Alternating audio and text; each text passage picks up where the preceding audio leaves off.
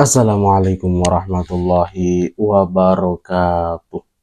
Salam sejahtera bagi kita semua. Salam rahayu, rahayu, rahayu. Jumpa kembali dengan saya di channel YouTube Mambu Santri Channel. Baik sahabat-sahabat semua, di kesempatan yang baik ini, di bulan yang penuh dengan rahmat ini, di bulan puasa, di bulan Ramadan, tepatnya di tanggal 17 Ramadan. Bagaimana kabar sahabat-sahabat semua? Apakah puasa sahabat-sahabat semua masih full atau sudah bolong? Saya berharap semoga puasa teman-teman semua, puasa sahabat-sahabat semua bisa full sampai akhir. Semoga nanti ketika kita sudah berpuasa sampai akhir nanti, kita mendapat ridho dari Tuhan yang Maha Kuasa, kita diridhoi oleh Allah Subhanahu wa Ta'ala. Karena apa, teman-teman? Bahwa di setiap kita berpuasa, baik itu puasa Ramadan seperti saat ini, atau puasa yang lain, puasa sunnah ataupun puasa tirakat yang lain, itu akan mempunyai manfaat yang sangat besar, akan mempunyai pahala yang sangat tinggi. Nah, di kesempatan yang baik ini, di bulan yang penuh dengan keberkahan ini, kita nanti akan membahas yaitu tentang bagaimana sih keadaan khodam kita, atau bagaimana tentang keilmuan kita ketika kita melaksanakan atau menjalankan puasa Ramadan seperti pada saat ini. Apakah keilmuan yang kita miliki, apakah khodam yang kita miliki itu ilmunya atau kesaktiannya itu bisa bertambah dengan kita berpuasa Ramadan, kan gitu. Pertanyaan yang sering diajukan, pertanyaan yang sering ditanyakan kepada saya, seperti yang sudah kita ketahui bersama ya teman-teman, bahwa khodam itu mempunyai jenis yang berbeda-beda.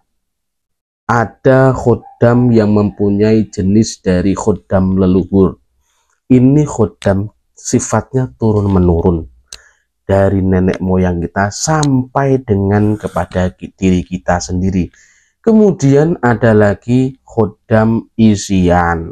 Ini biasanya diisikan atau kita memahari, atau ya dengan cara bermahar, atau kita beli dengan orang, kemudian kita diisikan oleh orang yang fasih, atau orang yang di dalam jurusan atau tujuan orang yang mempunyai khodam tersebut. Jadi orang tersebut memang sudah ibaratnya apa ya, guru gitulah, dan dia mempunyai keahlian untuk mengisikan khodam.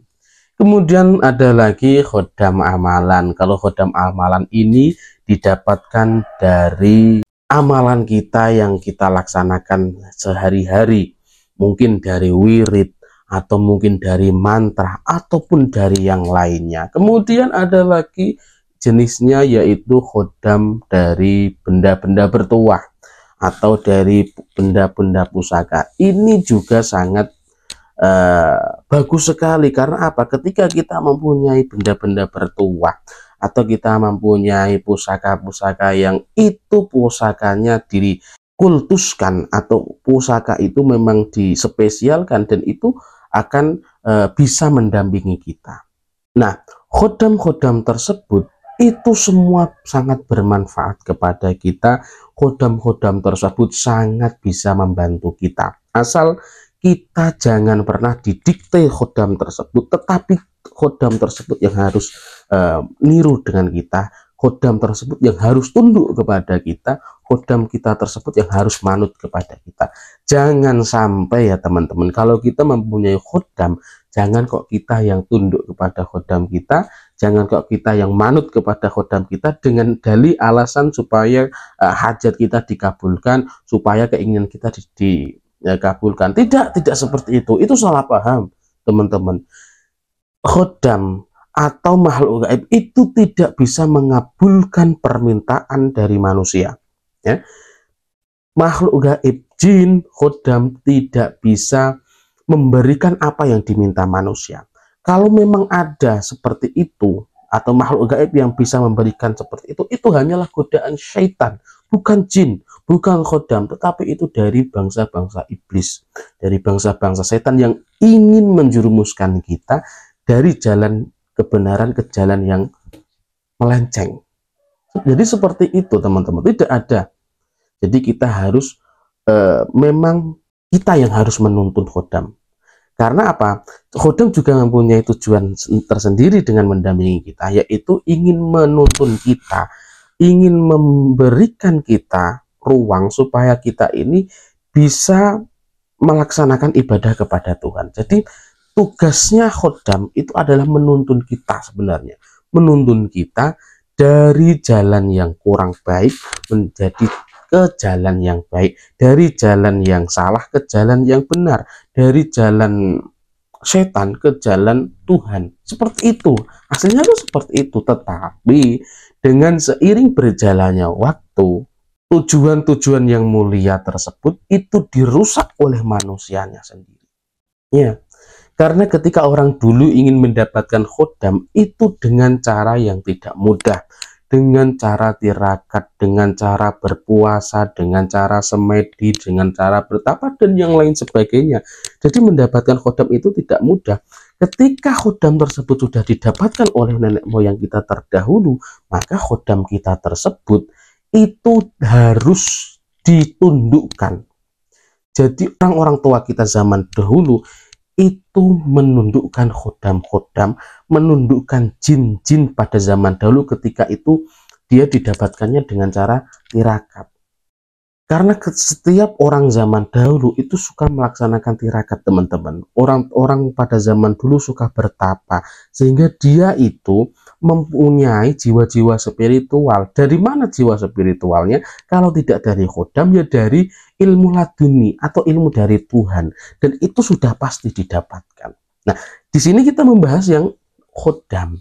Kalau orang tua kita pada zaman dahulu melaksanakan atau ingin mendapatkan khodam, itu melalui dengan tirakat. Tirakat ya seperti ada berpuasa, kemudian puasa mutih dan yang lain sebagainya. Itu kan kegiatan yang sangat positif, kegiatan yang sangat bagus sekali. Sehingga ketika kita berpuasa, ketika khodam kita yang kita dapatkan dari leluhur kita, ini sudah berselaras dengan kita, sudah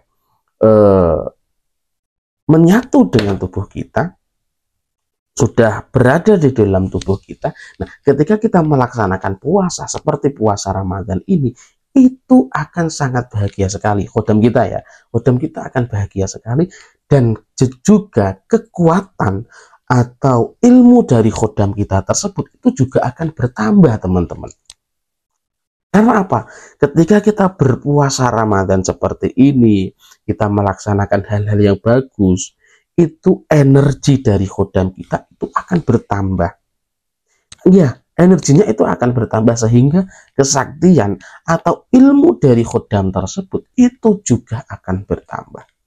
Ini tidak hanya dengan puasa, tidak hanya dengan puasa Ramadan. Di dalam Ramadan itu kita bisa melaksanakan seperti beribadah yang lain, seperti tadarus Al-Quran, gitu ya, seperti bersedekah. Sedekahnya dengan cara apa? Yang ringan-ringan saja, yang umum orang yang laksanakan yaitu berbagi takjil, gitu ya. Kemudian ada lagi kita membaca Al-Quran, tadarus Al-Quran, dan yang lain sebagainya yang bisa kita laksanakan di bulan Ramadan ini. Dan itu semua akan bisa menambah manfaat daripada khodam kita tersebut. Karena khodam kita energinya ini akan tinggi, energinya ini akan bertambah, sehingga ilmu dari khodam kita tersebut atau kesaktian atau keahlian dari khodam kita itu akan bertambah.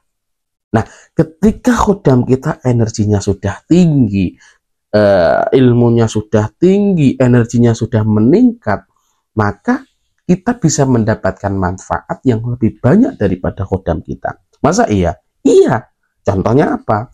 Contohnya manfaat ketika kita mempunyai khodam yang energinya sudah tinggi. Ini contoh yang mendasar, kita bisa ambil pengasihan daya pengasihan dari khodam kita tersebut itu otomatis akan muncul di dalam tubuh kita. Jadi kita tidak perlu mengisikan ilmu pengasihan atau kita meminta kepada orang-orang pintar untuk daya pengasihan di dalam tubuh kita supaya kita bisa mendapatkan apa yang kita mau. Tidak usah. Karena apa?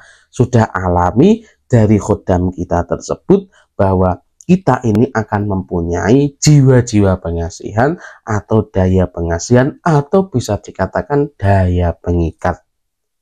Ciri dari orang yang mempunyai daya pengasihan, orang yang mempunyai daya pengikat adalah orang tersebut akan sangat menarik perhatian.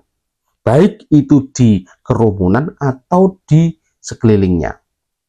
Jadi orang tersebut itu akan selalu mempunyai jiwa yang menonjol, sehingga dia itu akan akan dispesialkan orang. Jadi orang tersebut akan selalu dipandang oleh orang lain. Nah ini yang dinamakan kita itu mempunyai jiwa-jiwa pengasihan, kita mempunyai daya pengasihan. Saya yakin sekali teman-teman dan sahabat-sahabat semua yang menonton video ini, saya yakin panjenengan juga sudah mempunyai jiwa-jiwa pengasihan di dalam tubuh panjenengan. Ada lagi manfaatnya ketika kita mempunyai khodam yang energinya tinggi, yaitu kita mempunyai intuisi yang sangat bagus, intuisi yang sangat jelas, intuisi yang sangat tegas, intuisi yang sangat tinggi, firasat yang sangat tinggi, firasat yang sangat bagus. Ini biasanya didapatkan ketika kita mempunyai khodam yang mempunyai energi yang lebih tinggi. Nah, nanti untuk firasat, untuk intuisi kita bahas di video selanjutnya ya teman-teman, karena untuk video kali ini tidak cukup waktunya gitu ya. Jadi untuk intuisi, untuk firasat yang cespleng gitu ya, karena ini juga banyak dipertanyakan tentang firasat, tentang intuisi, tentang keyakinan dan yang lain sebagainya. Kalau kita bahas di kesempatan kali ini, waktunya ini ya, timernya ini tidak akan cukup, akan tinggi sekali, akan panjang sekali, sehingga nanti kita bahas di video selanjutnya gitu ya. Terima kasih kepada sahabat-sahabat, kepada teman-teman Nambu Santri Channel yang menonton video ini sampai di akhir, di detik ini. Semoga sahabat-sahabat semua, teman-teman semua puasanya hari ini dilancarkan dan kemudian kita mendapatkan berkah dari bulan Ramadan. Terima kasih apabila ada kebenaran dalam penyampaian saya, itu semata-mata adalah pertolongan Tuhan yang Maha Kuasa, dan apabila ada kesalahan dalam penyampaian saya, itu semata-mata adalah kebodohan dan kekurangan saya pribadi. Saya minta maaf yang sebesar-besarnya. Salam rahayu, rahayu, rahayu. Wassalamualaikum warahmatullahi